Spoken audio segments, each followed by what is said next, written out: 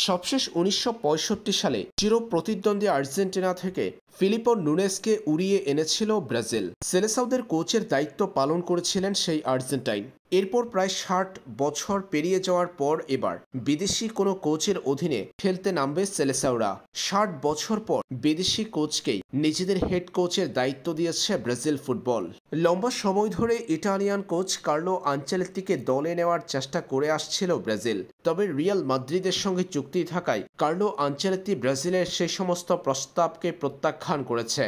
বিশ্বকাপ বাছাই পর্বে ভালো অবস্থায় নেই ব্রাজিল। সেলেসাওরা সবশেষ আর্জেন্টিনার বিপক্ষে বড় পরাজয়ের পর তাদের কোচ ডেরিভল জুনিয়রকে বরখাস্ত করেছে। এরপর আরও একবার কার্লো আনচেলত্তিকে প্রস্তাব পাঠিয়েছে ব্রাজিল।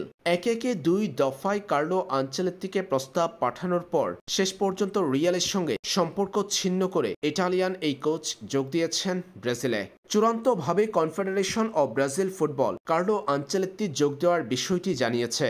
চলতি মাসের ২৬ তারিখ অর্থাৎ ২৬ মে ব্রাজিল দলে যোগ দেওয়ার কথা আছে কার্লো আনচেলত্তির।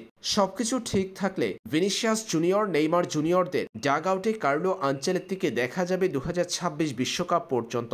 প্রশ্ন হলো, কত টাকা বেতনে কার্লো আনচেলত্তি ব্রাজিল দলে যোগ দিয়েছে? গণমাধ্যমের তথ্য বলছে বিশ্বের যে সমস্ত জাতীয় দলের কোচ রয়েছে তাদের মধ্যে সবচেয়ে বেশি বেতনভোগী কোচ হলেন কার্লো আনচেলত্তি।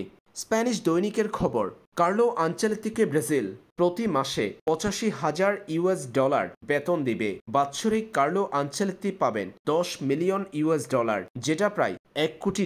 বাংলাদেশি মুদ্রায় মাসে প্রায় ১০,৩৩,২৩,৪৭২ টাকা পাবেন কার্লো আনচেলত্তি। বিশাল এই অর্থের বিনিময়ে ব্রাজিল দলের দায়িত্ব নিয়েছেন ইটালিয়ান এই কোচ।